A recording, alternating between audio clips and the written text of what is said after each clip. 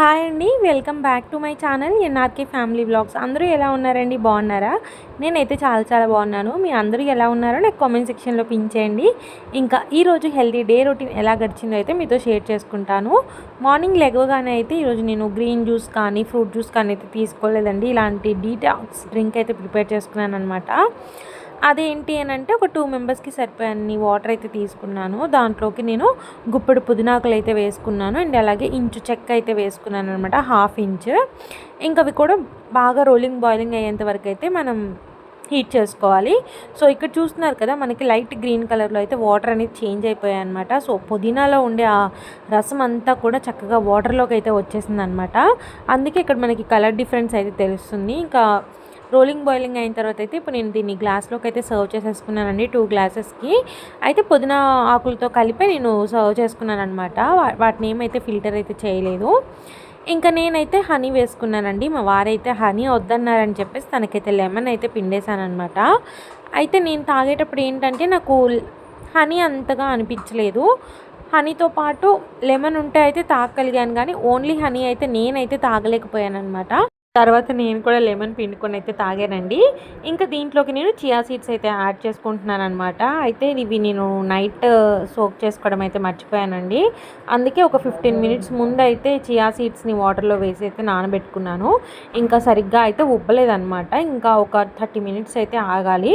ఇంకా నేనైతే లైట్గా ఉబ్బుతున్నాయి అని అప్పుడైతే నేను ఈ వాటర్లో అయితే యాడ్ చేసుకుంటున్నానండి. సో ఈచ్ గ్లాస్లో వచ్చేసి 4 to 5 టేబుల్ స్పూన్స్ దాకా అయితే యాడ్ చేశాను అనమాట. ఇంక ఇలా అయితే మిక్స్ చేసేసుకుంటున్నాను. ఇక్కడ డిఫరెన్స్ తెలుస్తుంది కదండి, హనీ యాడ్ చేసింది ఒకలా ఉంది అండ్ లెమన్ యాడ్ చేసింది అయితే ఒకలా ఉందన్నమాట. ఇదైతే ఈరోజు మార్నింగ్ డ్రింక్ కింద అయితే ఇలా చేసుకొని అయితే తాగామండి. సో ఇది తీసుకోవడం వల్ల కూడా మన హెల్త్కి చాలా మంచి బెనిఫిట్స్ అయితే ఉన్నాయన్నమాట. సో చియా సీడ్స్ వచ్చేసి వెయిట్ లాస్కి మంచిగా యూజ్ అవుతాయి అండ్ ఫైబర్ ఉంటుంది మనకి ఇందులో. పుదీనా తీసుకోవడం వల్ల మనకి ఫేస్కి కానీ హెయిర్కి కానీ చాలా మంచిగా అయితే హెల్ప్ అవుతుంది. ఇంకా లెమన్ తీసుకోవడం వల్ల వెయిట్ లాస్ కూడా చాలా బాగా యూజ్ అవుతుంది అనమాట. ఇంకా అలా మా మార్నింగ్ డ్రింక్ అయితే కంప్లీట్ చేసుకున్నామండి. ఇంక ఇక్కడ వచ్చేసి నైట్ నేను ఇడ్లీకి వేద్దాం అనుకున్నాను, బట్ మర్చిపోయాను అనమాట. సో ఇంకా మళ్ళీ ఇడ్లీ మనకి నైట్ అంతా కూడా పులవనివ్వాలి కదా పిండి రుబ్బితే. సో లేట్ అయిపోతుందని చెప్పేసి నేను మళ్ళీ పెసర్లే నాకు కనిపించాయి అనమాట. పెసరట్టు వేసుకుందాంలే అని చెప్పేసి ముందు రోజు నైట్ అయితే నానబెట్టుకున్నానండి. ఇంకా అదైతే ఇప్పుడైతే మొత్తం బ్యాటర్ అయితే ప్రిపేర్ చేసుకుంటున్నాను. దీంట్లోకి నేను కొంచెం అల్లం ముక్క అండ్ అలాగే జీలకర్ర అయితే వేసి గ్రైండ్ చేసుకున్నానండి. పచ్చిమిరపకాయ అయితే వేయలేదనమాట. ఇంకా బ్యాటర్ అంతా ప్రిపేర్ చేసుకున్న తర్వాత దీంట్లోకి టేస్ట్కి తగ్గట్టు సాల్ట్ అయితే యాడ్ చేసుకుంటున్నాను. ఇంకా అలాగే వాటర్ అయితే పోసేసుకొని కొంచెం మనకి బ్యాటర్ కన్సిస్టెన్సీ, దోశ కన్సిస్టెన్సీ వచ్చేంత వరకు అయితే ఇలా మిక్స్ చేసుకోవాలన్నమాట. సో ఈరోజైతే నేను ఎగ్ పెసరట్టు అయితే వేయబోతున్నానండి. సో ఇది ఒక్కటి తింటేనే మనకి హెవీ అయిపోతుంది అనమాట. ఇంకా చూద్దాం ఎలా వేస్తాను అనేది అయితే మీతో షేర్ చేసుకుంటాను. సో బ్యాటర్ అయితే రెడీ అయిపోయింది అండ్ అలాగే పల్లీ చట్నీ కూడా అయిపోయింది అనమాట. ఇంకా దానికోసం కూడా అన్ని నేను ప్రిపేర్ చేసి అయితే పెట్టుకున్నాను. అయితే ఈరోజు నేను పుట్నాలు అయితే యాడ్ చేస్తున్నానండి. చాలా రోజులు అయిపోయింది పుట్నాలు యాడ్ చేసి. ఇంకా అందుకే పుట్నాలు, సాల్ట్, జీలకర్ర అయితే యాడ్ చేశాను. ఇంకా ఆయిల్లో వేపుకున్న పచ్చిమిర్చి, వెల్లుల్లిపాయలు, పల్లీలు, చింతపండు ఇవన్నీ కూడా ఆయిల్లో ఫ్రై అయిన తర్వాత ఇంకా చల్లారిన తర్వాత అయితే వీటిని కూడా అయితే మిక్సీ జార్లోకి అయితే వేసుకుంటున్నాను అనమాట. సో పుట్నాలతో మనం చేసినప్పుడు అండ్ సపరేట్గా ఓన్లీ పల్లీతో చేసినప్పుడు నేను డిఫరెన్స్ అయితే గమనించానండి. నాకు ఓన్లీ పల్లీలతో అయితే బాగా నచ్చిందనమాట. అయితే ఈరోజు పుట్నాలు ఎందుకు వేసానంటే ఇంట్లో కొన్నే ఉన్నాయండి, ఇంకా అవి వేసేద్దాంలే అని చెప్పేసి అవి కూడా వేసేసి అయితే చట్నీ అయితే ప్రిపేర్ చేసుకుంటున్నాను. ఇక్కడ వచ్చేసి పాపకి బ్రేక్ఫాస్ట్ కూడా రెడీ చేస్తున్నాను అనమాట. తనకి ఈ మధ్యలో అయితే మేము తినేటప్పుడే తనకు కూడా మా పక్కన కూర్చోబెట్టి తనకి బ్రేక్ఫాస్ట్ తినిపించడం కానీ లంచ్ కానీ ఇలా మేము తినే టైంకి అయితే తనకు కూడా తినిపించేస్తున్నాను అనమాట. ఎప్పుడైనా తను స్లీపింగ్ టైమ్స్ చేంజ్ అవుతాయి తప్పించి నార్మల్గా తను లేచే ఉంటే మాత్రం మాతో పాటే తనకు కూడా అయితే ఫీడ్ చేసేస్తున్నాను నేను. ఇంక చట్నీలోకి పోపు కూడా రెడీ చేసేసుకున్నానండి. సో పోపు వచ్చేసి ఆయిల్, జీలకర్ర, ఇది కామనే కదా. సో ఇంకా పోపు కూడా వేసేసుకొని చట్నీ ఒకసారి మొత్తం అయితే మిక్స్ చేసేసుకొని ఇంకా పక్కన అయితే పెట్టాను. ఇంక ఎగ్ గట్ట అని చెప్పాను కదండి. సో దీనికోసం అయితే నేను ఒక 1/2 ఆనియన్ అయితే కట్ చేసుకున్నాను చిన్న చిన్న పీసెస్గా. దీంట్లో వచ్చేసి ఇప్పుడు నేను చిరాల నుంచి ఇడ్లీ కారం అయితే తీసుకొచ్చానని చెప్పాను కదా, అవైతే యాడ్ చేస్తున్నాను. అయితే ఇది ఆనియన్స్ వేసి కారం వేసి ఇలా కలుపుకుంటే ఏంటంటే మనకి ఎగ్ వేసినప్పుడు ఉండల్లా కట్టకుండా ఉంటుందన్నమాట. ఇంక ఇక్కడైతే ఎగ్స్ అయితే పగలగొట్టుకున్నానండి. ఇప్పుడు మిక్స్ చేసిన ఈ ఆనియన్ కారంనైతే ఈ ఎగ్స్‌లోకి అయితే యాడ్ చేసేసుకొని ఒకసారి అయితే బాగా మిక్స్ చేసేసుకుంటున్నాననమాట. సో ఇలా మిక్స్ చేసేసుకొని ఇంకా డైరెక్ట్ మనం దోశ మీద వేసుకోవడమే అనమాట. ఇలా కాకుండా డైరెక్ట్గా మనం దోశ వేసిన తర్వాత ఎగ్ పగలగొట్టుకొని సపరేట్గా సాల్ట్ అండ్ చిల్లీ పౌడర్ అయితే యాడ్ చేసుకుంటాము. బట్ నేనైతే ఈరోజు ఇలా అయితే చేస్తున్నాను. ఇంకా పాపకైతే అవుతూ ఉందండి. ఇంకా తనకేంటంటే ఈరోజు పూల్ మకానా ప్రీమిక్స్ ఉంటుంది కదా, సో దాంట్లో అయితే నేను బనానా యాడ్ చేసి అయితే తనకి ఫీడ్ చేయబోతున్నాను. సో బనానా కూడా స్మాష్ చేసుకున్న తర్వాత ఇది ఇంకా ఎండింగ్ స్టేజ్లో వచ్చేటప్పుడు అయితే చేసి పెట్టుకున్న బనానా పేస్ట్ని అయితే దాంట్లోకి యాడ్ చేసి ఒక 1 మినిట్ పాటు అయితే అలా తిప్పుకుంటూ అయితే ఉంటానండి. ఇంకా తనకి అలా బ్రేక్ఫాస్ట్ అయితే రెడీ అయిపోతుంది. ఇంక ఇక్కడైతే మాకైతే దోశ అయితే ప్రిపేర్ చేసేసుకుంటున్నాను. సో ఫస్ట్ వేసిన దోశ అయితే నేను చాలా చిన్నగా వేసి అయితే టెస్ట్ చేస్తానండి, వస్తుందో రాదో అని చెప్పేసి. ఫస్ట్ దోశ అయితే మంచిగానే వచ్చిందండి. ఇంక అందుకే తర్వాత ఎగ్ దోశ అయితే వేస్తున్నాను. ఎగ్ దోశ కూడా అండి మనం వేసిన వెంటనే అయితే తినాలన్నమాట. మనం అది చల్లారిపోయినాక తింటే ఏంటంటే మనకి నీ స్మెల్ అనేది వస్తూ ఉంటుంది. సో అందుకే నేను వేసిన వెంటనే అయితే మా వారికి ఇచ్చేసి ఫస్ట్ నువ్వు తినేసి ఇది ఎగ్ అట్ అని అయితే ఇచ్చేస్తానమాట. ఒకవేళ మనకు అడిషనల్గా ఇంకా ప్లెయిన్గా కావాలనుకుంటే ఫస్ట్ ఆ ప్లెయిన్ వేసిన తర్వాత ఈ ఎగ్ దోశ అయితే వేస్తాను. ఇంకా ఎగ్ దోశ ఒక్కటి చాలనుకున్నప్పుడు అయితే వేసేసుకొని ఫాస్ట్గా అప్పటికప్పుడే వేడిగా అయితే తింటానన్నమాట. ఇంకా దోశ అయితే వేసేసుకొని దాని మీద ఇలా ఎగ్ అయితే వేసేసుకొని మొత్తం ఇలా అలైన్ చేసేసుకొని ఆయిల్ అయితే వేసుకుంటున్నానండి. సో ఇది మనకి స్లోగా కుక్ అవ్వనియాలన్నమాట. అంటే స్లోగా దోశను కాలనివ్వాలి.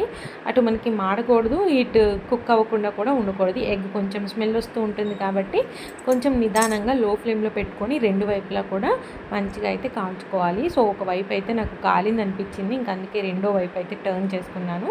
దీన్ని ఇలానే 1 మినిట్ లో ఫ్లేమ్లో పెట్టుకొని అయితే ఉంచుకుంటున్నానండి. సో చూసారు కదా, లైట్ గోల్డెన్ కలర్లో అయితే మంచిగా అయితే కాలింది. ఇలా నా బ్రేక్ఫాస్ట్ అయితే ఈరోజు మార్నింగ్ ఎగ్ పెసరట్టుతో అయితే కంప్లీట్ అయిందండి. సో దీంతో నేను పల్లీ చట్నీ కాంబినేషన్తో అయితే టిఫిన్ అయితే కంప్లీట్ చేసుకున్నాను. సో మంచిగా మనకి ప్రోటీన్ వస్తుంది అండ్ అలాగే ఎగ్ తీసుకున్నాం వల్ల కూడా మనకి చాలా హెల్త్ బెనిఫిట్స్ అయితే ఉన్నాయి. బ్రేక్ఫాస్ట్ కంప్లీట్ అయిపోగానే నెక్స్ట్ నేను లంచ్లో కర్రీ అయితే ప్రిపేర్ చేస్తున్నానండి. సో గ్రేవీ కోసం అయితే ఇక్కడ నేను 2 టమాటాస్ అండ్ హాఫ్ ఆనియన్, అల్లం వెల్లుల్లిపాయలు అయితే తీసుకొని పేస్ట్ చేద్దామని చెప్పేసి మిక్సీ జార్లోకి అయితే వేసుకున్నాను. ఇక్కడ వచ్చేసి ఒక 3 చిన్న సైజు ఆనియన్స్ అయితే చిన్న చిన్న పీసెస్గా కట్ చేసుకున్నాను. ములక్కాయలు కూడా కట్ చేసుకున్నాను. పచ్చిమిర్చి, కరివేపాకు కూడా పెట్టుకున్నాను.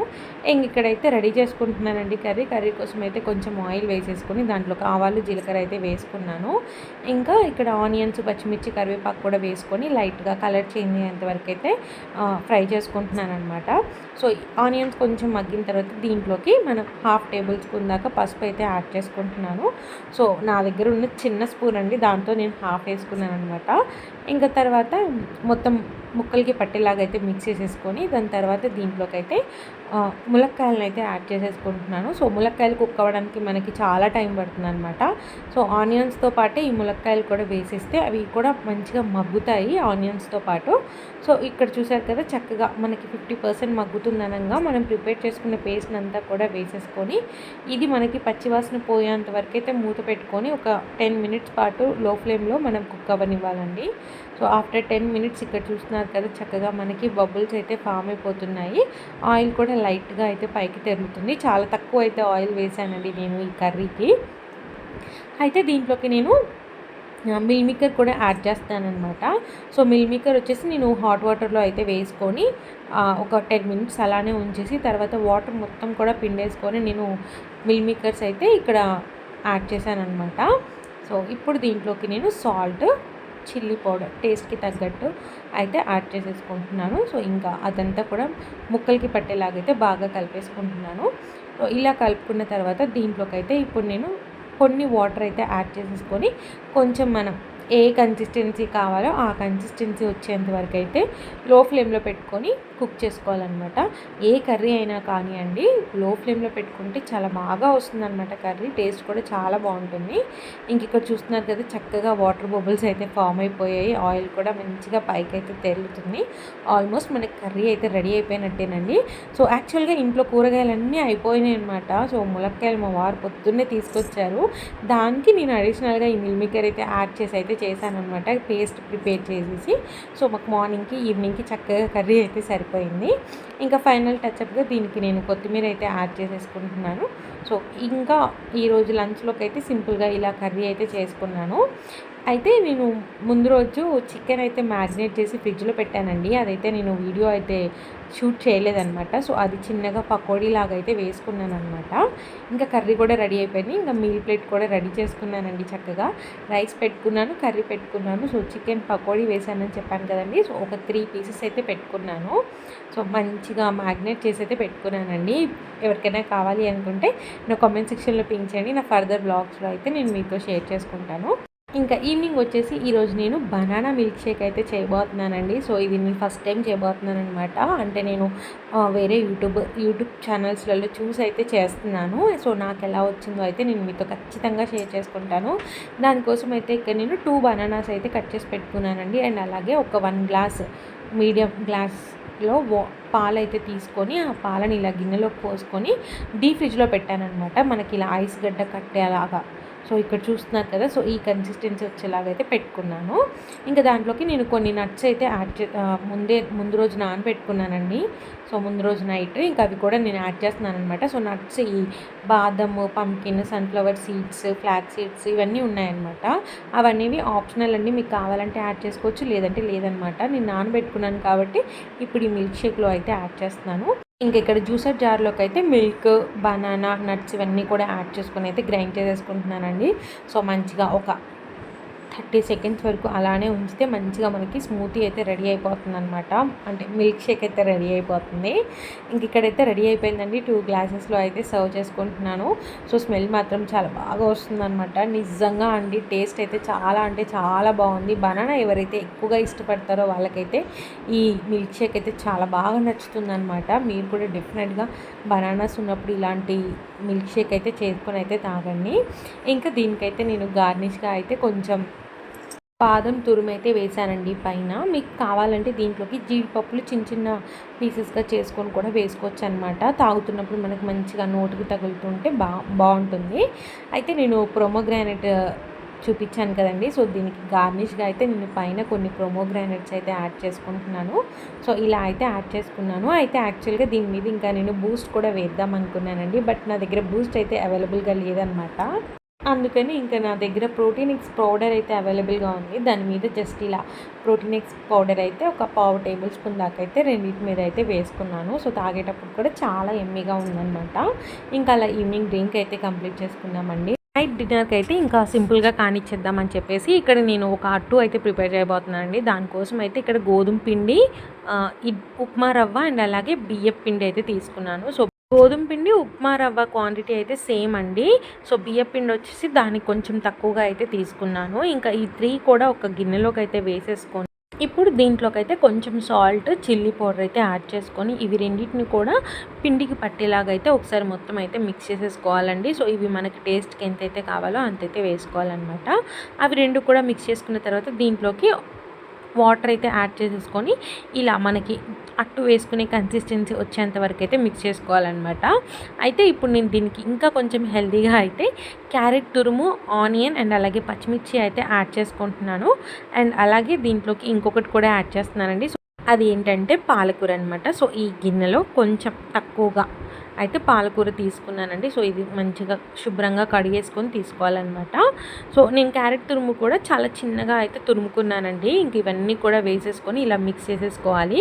మీరు పాలకూర ప్లేస్లో ఇంకా డిఫరెంట్గా మెంతికూర ఉన్న వాళ్ళు మెంతికూర, తోటకూర ఉన్న వాళ్ళు తోటకూర కూడా యాడ్ చేసుకోవచ్చు అనమాట. ఇంకా బీట్రూట్ తురుము కూడా యాడ్ చేసుకోవచ్చు, క్యాబేజ్ తురుము, ఇలా అన్నీ మనకి ఏదైనా వెజ్జెస్ కావాలనుకుంటే యాడ్ చేసుకోవచ్చు అనమాట.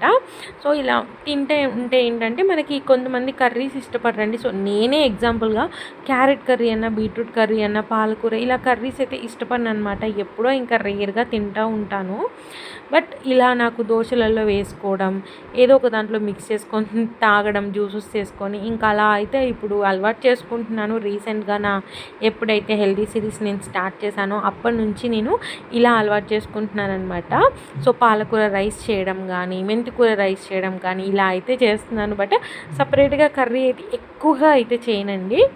ఇంక ఇప్పుడైతే ప్యాన్ పెట్టుకొని జస్ట్ ఆయిల్ అయితే స్ప్రింకిల్ చేసుకొని దాని మీద బ్యాటర్ వేసుకొని ఇలా మీడియం సైజ్ అట్టు వచ్చేలాగా అయితే ఇలా రౌండ్గా అయితే చేసుకుంటున్నాను. సో దీన్ని ఇంకా మనం రెండు వైపులా కూడా చక్కగా గోల్డెన్ కలర్ వచ్చేదాకా అయితే కాల్చుకోవాలన్నమాట.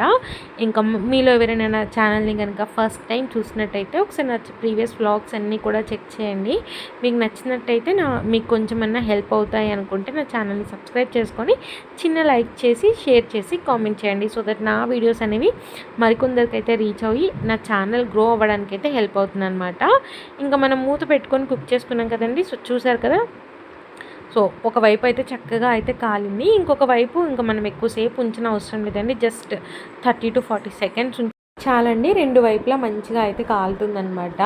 ఇంకా నా అట్లయితే రెడీ అయిపోయాయండి. సో రెండు అట్లయితే తీసుకున్నాను నైట్ డిన్నర్లోకి. ఇన్స్టంట్గా ఇలా చేసుకొని అయితే తిన్నాను అనమాట. ఇంకా ఈ వ్లాగ్ అయితే ఇంతేనండి. మార్నింగ్ నుంచి నైట్ వరకు మా డేలో హెల్తీగా ఎలా తిన్నామైతే మీతో షేర్ చేసుకున్నాను. హోప్ ఈ వ్లాగ్ అయితే మీకు నచ్చింది అనుకుంటున్నారండి. నచ్చితే కనుక లైక్ షేర్ కామెంట్ చేయడం మాత్రం మర్చిపోవద్దు. నెక్స్ట్ వీడియోతో అయితే మేము ముందుకు వచ్చేస్తానండి. Thank you so much for watching this full video అండి. బాయ్ అండి. బాయ్.